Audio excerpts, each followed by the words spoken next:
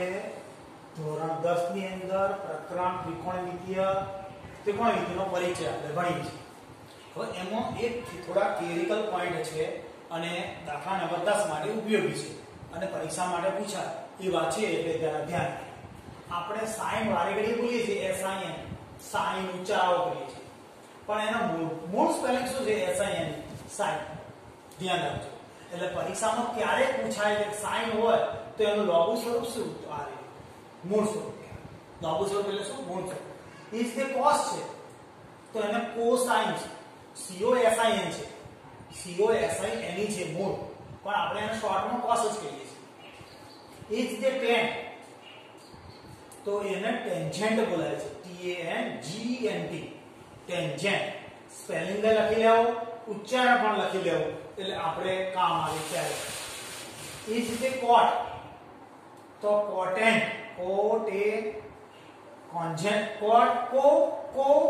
Tangent. આનું tangent છે ને ઇઝ ધ CO લગાડે અને બાકી ટેન્જેન્ટ જો સ્પેલિંગ એનું જ છે. આ CO ટેન્જેન્ટ એટલે કોટેન્જેન્ટ અને આ ટેન્જેન્ટ છે. એ જ રીતે સેટ, કોસેટ આપણે બોલીએ છીએ તો કો પાછો સ્પેલિંગ જો એનું જ છે, કો સેન્ટ. આ સેટ બોલીએ છીએ તો સેકન્ડ. આ કો સેકન્ડ એટલે જે તે વિધેય છે, આને વિધેય એટલે ફંક્શન, અંગ્રેજી શબ્દ ફંક્શન છે, એના ટૂંકા સ્વરૂપો છે. આ મૂળ સ્વરૂપ છે. વિધેય એટલે ફંક્શન કહીએ છીએ. આ તમે સમજી ગયા છો. હવે આ અગત્યનું છે. 0 અને sin અને cos, પણ sin અને cos નું મૂલ્ય 0 અને 1 ની વચ્ચે હોય. sin ની કિંમત એટલે કેવી રીતે હોય કે ભાઈ sin ની કિંમત કેટલી છે તો 4/3 ના હોય છે. કેટલી? 0 અને 1 ની વચ્ચે એટલે 3/4 હોય, 7/9 હોય એટલે એકંદરે અંશ નાનો અંશ છે મોટો હશે અને બરાબર પોઈન્ટમાં હશે. 0.10, 0.51, 0 પોઈન્ટમાં હશે. શોર્ટ શું કહેવા માંગુ છું સમજો. sin ની કિંમત હોય કે cos ની તો એનું મૂલ્ય કેટલું હશે? 0 અને 1 ની વચ્ચે. હવે 0 અને 1 ની વચ્ચે એટલે કેટલું? એકંદરે પોઈન્ટ વાળું અને અપૂર્ણાંકનો અંશ નાનો છેદ મોટો હશે એવું હશે. પછી sec અને cosec નું મૂલ્ય 1 કરતા વધારે જશે. કેટલું? sec અને cosec નું મૂલ્ય 1 કરતા વધારે એટલે ઉલટું. અંશ મોટો હશે અને છેદ નાનો હશે. અંશ મોટો હશે અને છેદ નાનો હશે એટલે 1.1, 2.1 ગમે એટલે આપણે 1 પોઈન્ટના સ્વરૂપમાં 1.7, 2.7 ગમે એટલું હોય શકે. 1 કરતો વધારે એટલે ગમે તે. sin અને cos નું મૂલ્ય 0 થી 1 ની વચ્ચે, sec અને cosec નું મૂલ્ય પણ 1 કરતો વધારે અને tan અને cot નું મૂલ્ય વાસ્તવિક સંખ્યા એટલે કે શું કહેવાય કે tan અને tan cot belongs to R. belongs to R એટલે tan અને cot ની કિંમત belongs to R છે. R એટલે વાસ્તવિક સંખ્યા. વાસ્તવિક એટલે સંખ્યા એટલે ગમે તે 1, 2, 3 પોઈન્ટ વાળી 1.4 પછી 0.25 ગમે તે રકમ હોય છે. sin અને cos નું મૂલ્ય 0 અને 1 ની વચ્ચે એટલે એકંદરે 0 1 ની વચ્ચે ધ્યાન. sec અને cosec નું મૂલ્ય 1 કરતા વધારે અને tan અને cot નું મૂલ્ય કેવી રીતે હશે તો belongs to R વાસ્તવિક સંખ્યા એટલે ગમે તે અંક હોય છે. આ વસ્તુ ધ્યાન રાખી. એટલે આપણે છેલ્લો દાખલામાં આવું છે એ તમે ગણી શકશો અને વધારામાં બીજા દાખલા બાકી હોય એ પણ તમે ગણી શકશો. હવે sin અને a નો ગુણાકાર નથી એ સમજાવ્યું. sin a આવું sin માં હોય, cos માં હોય, 6 વિધેયમાં આ વિધેય કહેવાય અને આ ખૂણો કહેવાય. શું કહેવાય છે? આ વિધેય અને આ ખૂણો. બે વસ્તુ ભેગી જ લખવી પડે, બે છૂટી લખાય નહીં. પણ બંનેનો ગુણાકાર ના કરાય. sin ધારો કે આપણે લખ્યા sin 45 તો sin નો 45 નો ગુણાકાર નથી. sin 45 નું એક નિશ્ચિત મૂલ્ય એવી રીતે tan 45 નું મૂલ્ય મળે, cos 45 નું મૂલ્ય મળે. બરાબર? એક કઈ નિશ્ચિત કિંમત. એકલો sin લખીએ તોય કોઈ અર્થ નથી. એકલો એ તો 45 ખાલી 45 અંક જ કહેવાશે. એનું કઈ લેવા દેવા છે નહીં. શોર્ટમાં વિધેય અને આ ખૂણો બંને ભેગા હોય તો જ એનો કોઈ અર્થ રહે છે, બાકી કોઈ અર્થ રહેતો નથી. આ રીતે આપણે 8.8 પૂરું કરીએ છીએ બરાબર. સ્વાધ્યાય કયું પૂરું કરીએ છીએ 8.8. હવે 8.1 પછી 8. એના કદાચ દાખલા બાકી છે અમુક તો એ આપણે શનિ રવિના ગાળામાં ગણી લઈશું. ગમે ત્યારે ફોન કરી પૂછી શકાય છે મને વધારાના દાખલા પછી, કારણ કે અત્યંત લંબાઈ વધારે તો 8.2 પર જતા વાર લાગે. આ ચેપ્ટર ઘણું લાંબુ છે. એટલે હવે હું સ્વાધ્યાય 8.2 ના જે થિયરિકલ પોઈન્ટ છે એ શીખવાડીશ. ધ્યાન આપજો. ધ્યાન આપજો. આપણે જે વિધેય શીખી ગયા sin cos tan cot cosec અને sec, આ જે વિધેય શીખી ગયા એના આધારિત અમુક મૂલ્યો છે. એના મૂલ્યો કે એની કિંમતો લઈએ છીએ. આ 0 છે, પછી 30 છે, 45 છે, 60 છે અને 90 છે. સમજો બરાબર. આપણે કયા કયા મૂલ્યો લીધા છે? 6 વિધાય લીધા. sin cos tan cot cosec અને sec. અને એના આધારે sin 0 ની કિંમત કેટલી, sin 30 ની કેટલી, sin 45 ની કેટલી, sin 60 ની કેટલી, sin 90 ની કિંમત કેટલી. એ કિંમતો આપણે યાદ રાખવી પડશે. શું કરવી પડશે? યાદ રાખવી પડશે. એટલે એક જેને ટેબલ રૂપે લખીએ છીએ, કોઠા રૂપે લખીએ છીએ, તો કોઠા રૂપે 0 30 45 60 90. તો આ 0 આગળ 0 જ કિંમત આવશે. 0 આગળ કેટલી આવશે? 0. અહીંયા કેટલી કિંમત આવશે? 1/2. અહીંયા 1/√2. અહીંયા √3/2 અને અહીંયા 1. લખીને તૈયાર કરજો. ઉતાવળ ન કરજો. આ તૈયાર તો કરવો જ પડશે, ચાલશે નહીં. હવે ધારો કે આ લીટી યાદ આ તો યાદ રાખવું પડે sin cos tan cot cosec હશે. પણ આ 0 30 45 60 અને 90 પણ યાદ રાખવા પડશે. પરંતુ આ લાઈન કેવી રીતે લાવી તો હું તમને સમજાવી શકું. ટ્રાય કરું કે 0 1 2 3 અને 4 લખી કાઢવાના. શું કરવાના? 0 1 2 3 4 લખી કાઢવાના. પછી દરેકના છેદમાં 4 લખવાના. દરેકના છેદમાં કેટલા લખવાના? 4. દરેકના છેદમાં 4. પછી વર્ગમૂળ કરવું ઉપર વર્ગમૂળ કરી નાખવાનું. હવે શું કરવાનું? આ 0 છે, જવાબ 0 તમે સમજી શકો. પછી આ 1 છે તો 1 નું વર્ગમૂળ 1 અને 4 નું વર્ગમૂળ 2. અહીંયા છેદ ઉડે છે તો 2 ગુણા 4. ઉપર 1 વધ્યો અંશમાં 1 વધ્યો તો એનું 1 વર્ગમૂળ 1. અને આ 2 નું વર્ગમૂળ ના મળે એટલે વર્ગમૂળ 2. આ 3 નું વર્ગમૂળ ના મળે તો વર્ગમૂળ 3. અને આ 4 નું વર્ગમૂળ કેટલું? 2. આ બંને ઉડી જાય એટલે અહીં મગજમાં કેવી રીતે લાયા ભૂલી ગયા હોય તો યાદ રહે એના માટે સરળ છે. તો 0 1/2 1/√2 √3/2 અને y.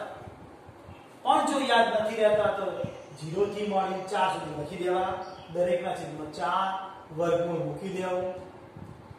વર્ગમૂળ મૂક્યા પછી આની કિંમત 0, આની કિંમત બંનેનો વર્ગમૂળ થઈ 1/2. આનું છેદ ઉડાડ્યા, બંનેનો વર્ગમૂળ આટલો આવ્યો. વર્ગમૂળ 3/2 અને આ 1. હવે આ કિંમત કેવી રીતે લવાય? તો આને ઉલટાઈ દેવાનું.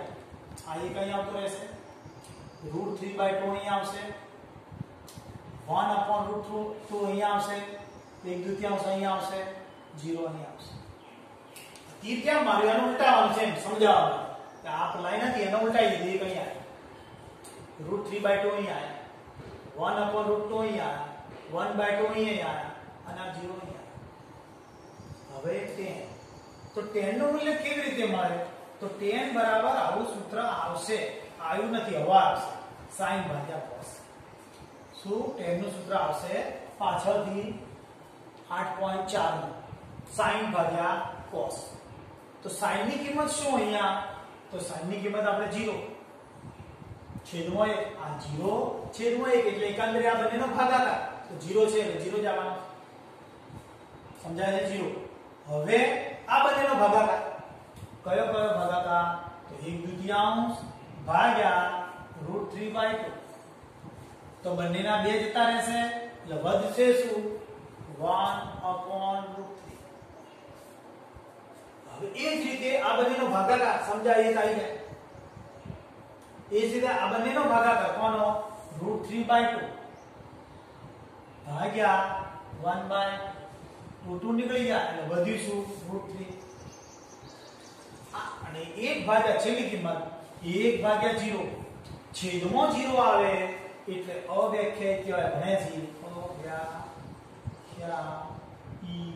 અવ્યાખ્યાયિત આ કિંમત શક્ય નથી મળતી બરાબર સમજો છેદમાં 0 ભાગાકાર બરાબર કે 5/0 તો ભાગાકાર શક્ય નથી આ ભાગાકાર શક્ય નથી એવું આવે એટલા માટે આ કિંમત શું થઈ ગઈ 0 હવે એ જ રીતે આ ઉલટાઈ દેવાની આપણી કિંમતો અહીંયા વ્યાખ્યાયિત આવી √3 અહીંયા આવી ગયા 1 અહીંયા આવી ગયો 1/√3 અહીંયા આવી ગયા અને આ 0 અહીં જતો રહ્યો સમજી શકાય હવે કોની કિંમત આવી આપણે cosec ની કોની કિંમત આવી છે આપણે cosec ની એ પહેલા જરા જુદું પાડી દઈએ બંને લીટી પાડી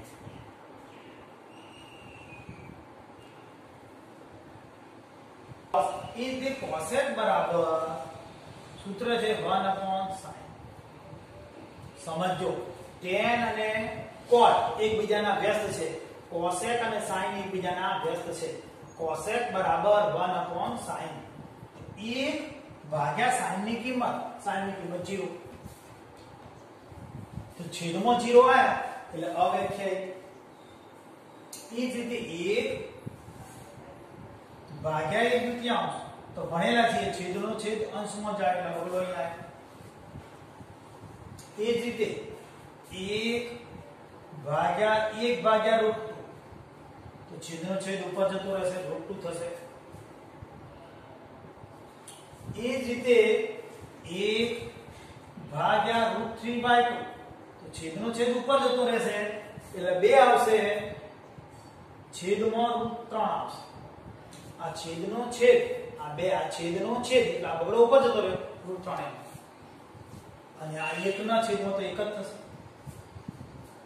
હવે છેલ્લે પાછી ફરીવાર આ બે ઉલટાવાશે આ 1 ની કિંમત અહીંયા આવતી રહેશે 2/√3 અહીંયા આવશે √2 અહીંયા આવશે 2 એમને અને આ કિંમત અવ્યાખ્યાયિત આવશે કોઠો નોંધી લેજો સમજી લેશો હવે એનો પ્રેક્ટિકલ ઉપયોગ શું એ આપણે સમજીએ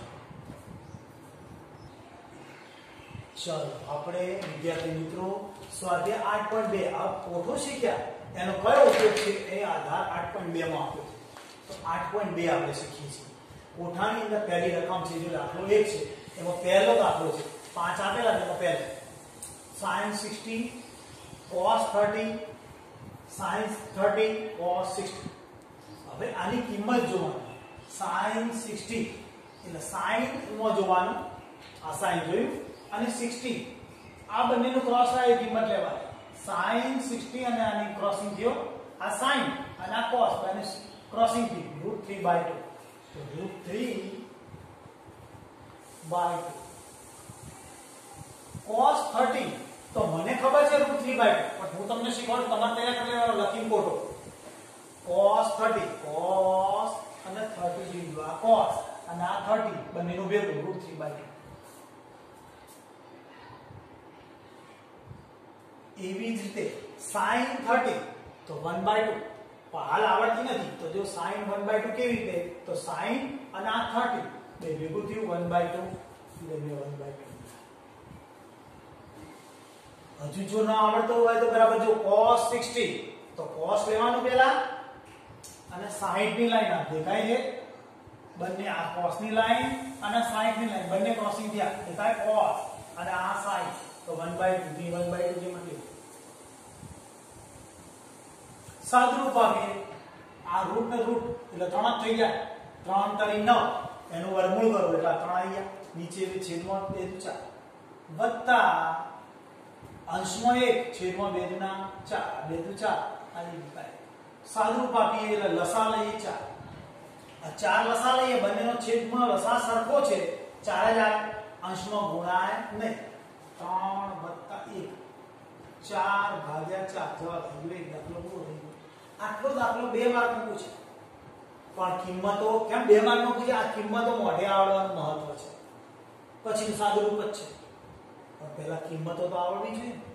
આગળ બીજો દાખલો, દાખલા પહેલાનો બીજો 2 છે 2 છે અને 10 કેટલા છે અને વર્ગ છે અને 10 45 ની કિંમત ધ્યાન આપજો. 10 આ 10 અને 45 આ 45 બંનેનો ક્રોસ થઈ કિંમત લીધી. 10 અને આ 45 બંનેની કિંમત એક લીધી વત્તા cos 30 એટલે cos અને 30 એટલે દેખાય cos અને આ 30 એટલે √3/2 નો સ્ક્વેર ધ્યાન આપજો માઈનસ sin 60 આ sin અને 60 √3/2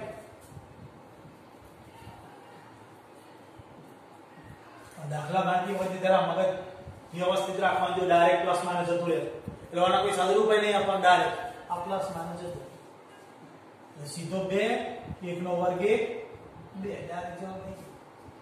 સમજી ગયા છો? હવે આપણે દાખલો નંબર 3 ગણીશું. ત્રીજો દાખલો ધ્યાન આપજો, રકમ જોઈ લો. cos 45 અંશ શું બોલાય? cos 45 અંશ. તો cos 45 ની જોઈએ આપણે. cos 45 અંશની કિંમત કેટલી છે? 1/√2 1/√2 sec 30 sec 30 અંશ sec 30 2/√3 કેટલા છે?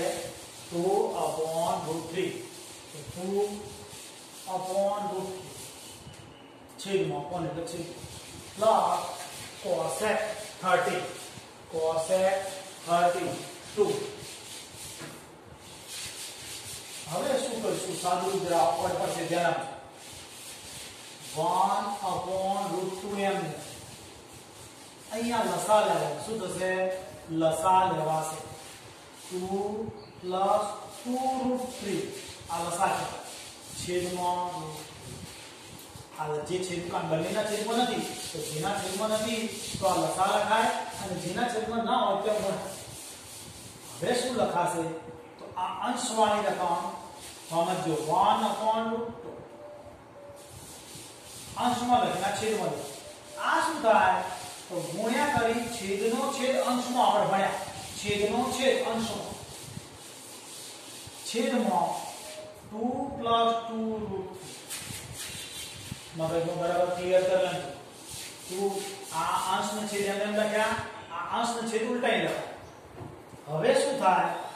તો √3/√2 કેમ આ બે જોડે લખ્યા? આ √3/√2 ગુણ્યા 1 ના છેદમાં 2 + 2√3. હવે આપણે 10મામાં ભણેલા છે, ઉપર 9મામાં ભણેલા છે. શું ભણેલા છે?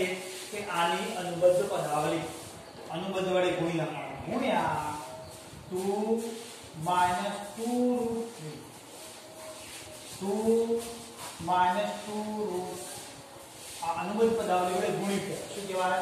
અનુબદ્ધ પદાવલી વડે ગુણી નાખ્યું. હવે શું કરી નાખ્યું? તો આ પદ તો એમને √3/2 એમને √3/2 એમને ગુણ્યા આ અંશ તો એમને 2 - 2√3 છેદમાં આપણે આવું ભણેલા છીએ x + y x - y હોય તો x² - y² કરીએ છીએ. આ x + y x - y તો આ x + y - y તો x² y² એટલે 2 નો વર્ગ વત્તા 2√3 નો વર્ગ 2 નો વર્ગ માઈનસ 2√3 કૌંસની બહાર બંનેનો વર્ગ શોર્ટ. હવે આનું સાદુરૂપ શું થશે? તો √3/2m ગુણ્યા 2 - 2√3 છેદમાં 2 નો વર્ગ 4 અને અહીંયા 2 નો વર્ગ 4 કેટલો થાય? આ 2 નો વર્ગ 4 અને આ √3 નો વર્ગ 3 2 નો વર્ગ 4 √3 નો વર્ગ 3 તો 4 કરી 12 થશે. કેવી રીતે 12 આયા? ફરીથી બોલું 2 નો વર્ગ 4 અને આનો 3 થાય 4 કરી 12 √3/2m બગડો કોમન લીધો વધ્યું શું? 1 - √3 બે કોમન લીધા એક કશું નહીં રહી 1 અને અહીંયા √3 છેદમાં બાદબાકી કરતો -8 થાય અહીંયા છેદ ઉડાડીએ 2 14. હવે આ છેદનું રૂટ હટાવવું છે તો અહીંયા આગળ પખાણી લખું છું. શું કરું છું? √2 છેદમાં √2 ગુણ્યા √3 છેદમાં √2. સમજો શું કર્યું? આની કરણી કરી કેમ છેદમાં રૂટ ના જોયું એટલા માટે મેં √2 વડે ગુણ્યા અંશમાં છેદમાં. છેદનું રૂટ ન જોયું કાઢવા માટે √2 વડે ગુણ્યા અંશમાં છેદમાં. આ પદને ઉલટું લખું છું એટલે -√3 -1. પદને ઉલટું લખીએ તો આગળ માઈનસ આવે. માઈનસ હોય તો પ્લસમાં નહીં અને આ -4. હવે આનું સાદુરૂપ આપીશ તો √6 ઉપર 3 ગુણ્યા 6 √2 અને આ બે ભેગા થાય એટલે 2 થઈ જાય ગુણ્યા આ બંને ઋણ જતા રહે. આ બંને ઋણ જતા રહે વધ્યું શું? √3 -1 છેદમાં કેટલા આવ્યા? 4. હવે શું થશે તો આ બંનેનો ગુણાકાર √18 બરાબર છે. રૂટ બરાબર ને ભાઈ? √18 -√6 છેદમાં આ તમારો ફાઇનલ જવાબ. ફરી એકવાર સમજવા ટ્રાય કરી. થોડો અઘરો દાખલો છે. cos 45 ની કિંમત ક્યાંથી લાયા તમે સમજી શકો છો. sec 30 ની કિંમત લાયા ત્યાંથી અને cosec 30 ની કિંમત લાયા. અહીંયા સાદુરૂપ અઘરું પડે છે, ધ્યાન આપજો. અંશ એમને આ લસા લીધો અહીંયા એ પદ અહીંયા ગુણાઈ જાય. હવે શું થાય તો આ 1/√2 લખ્યા. આનું ઉલટું લખાય છેદનું છેદ અંશમાં ગયો છેદ. આની કરણી કરાય કે આ √3/2 એમને √3 અંશમાં √2 છેદ. આ પદને મેં છેદમાં લખ્યું પછી હટાવવા માટે છેદમાં વર્ગમૂળ ના જોયું એટલે હટાવવા માટે એનું અનુબદ્ધ પદાવલી ગુણ્યું એટલે પ્લસ છે તો માઈનસ વડે ગુણી નાખ્યું. હવે શું થશે તો આ સૂત્રના આધારે x + y x - y આ પ્લસ છે માઈનસ છે તો x² - y² એટલે આ બંનેનો વર્ગ 2 નો વર્ગ માઈનસ 2√3 નો વર્ગ. આ પદ આગલું પદ એમને અંશનો ભાગ એમને છેદમાં બંનેનો વર્ગ કર્યો જે 2 નો વર્ગ કર્યો અને 2√3 નો વર્ગ કર્યો. આ પદ એમને મૂક્યું આ અંશવાળું પદ મૂકી દીધું છેદમાં 2 નો વર્ગ 4. આ કેવી રીતે બહાર આયા તો 2 નો વર્ગ 4 √3 નો વર્ગ 3 3 ચોક 12. આ બંનેની બાદબાકી કરી તો માઈનસ આમાંથી 2 કોમન લીધા આગળનો ભાગ એમને આમાંથી 1 અને આ √3 2 ચોક 8 છેદ ઉડાડ્યા આગળનો ભાગ એમને આ રહ્યો. પણ આ √2 હટાવવા માટે બંને જગ્યાએ √2 વડે ગુણ્યા. આ √2 હટાવવા માટે √2 વડે ગુણ્યા. પ્લસ માઈનસ ના લેવાય કેમ? બે પદ છે ને બે પદ હોય તો માઈનસ હોય તો પ્લસ મૂકવું પડે પ્લસ હોય તો માઈનસ. આ માઈનસ છે એ હટાવવા માટે આ પદનું ઉલટું લખ્યું છે એટલે માઈનસ લખ્યું. આ બંને ઋણ જતા રહેશે જતા રહે. આ બંનેનો ગુણાકાર 6 આ બંનેનો ગુણાકાર ખાલી 2 કેમ 2 × 4 નો વર્ગમૂળ 2 વર્ગમૂળમાં 3 ઓછા 1 ગુણાકાર કરીએ 6 તરીના 18 અને 6 એકાના 6 અને આ બે રૂટ છે તો રૂટ લખવાનું. ચાલો આ જવાબ આવ્યો.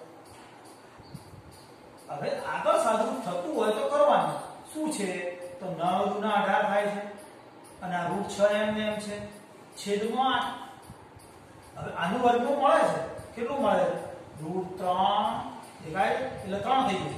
9 નું વર્ગમૂળ 3 9 નું વર્ગમૂળ 3 √2 એમને √6 પણ એમને આવશે છેદમાં 8.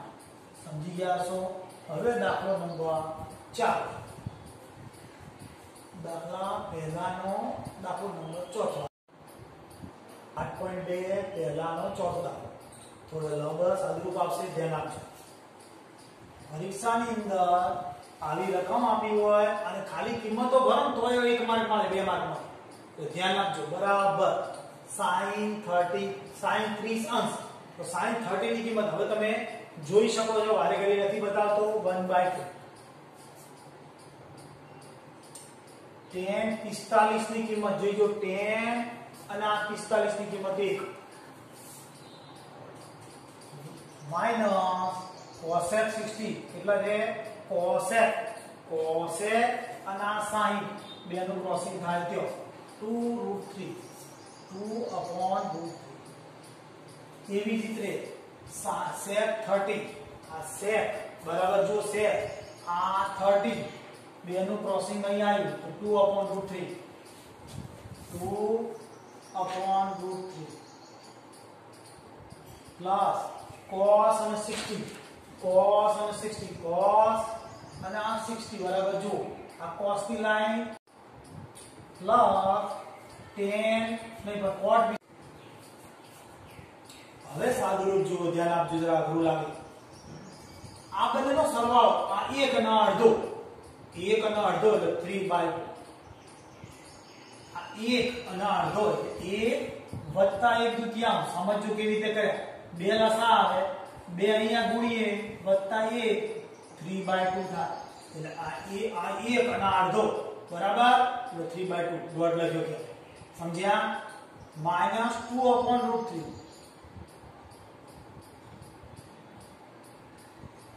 એ જ રીતે 2/√3 પ્લસ આની આ જ રીતે 1/2 અને +1 સરવાળો કરે 3/2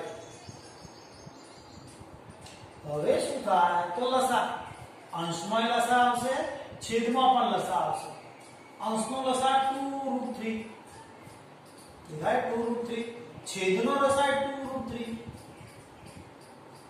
તો શું થશે આ પદ અહીં ગુણાશે 3√3 કેમ ગુણાનું બંને અલગ અલગ છે તો આ પદ અહીં ગુણાશે ને આ પદ અહીં ગુણાશે 4 એ જ રીતે આ બંનેનો ગુણાકાર 4 પ્લસ આ બંનેનો ગુણાકાર 3√3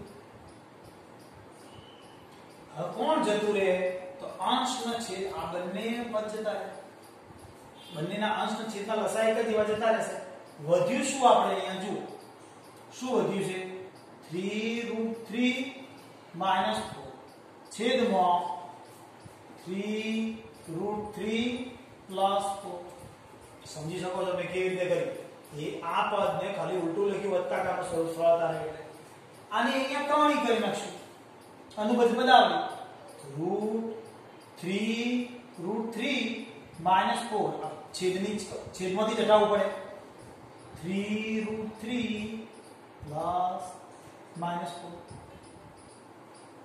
છેદની અનુબદ્ધ પદાવલી લીધી અંશની બને ત્યાં સુધી લેવી નહીં ધ્યાન આપજો હવે આપણે શું કરીશું તો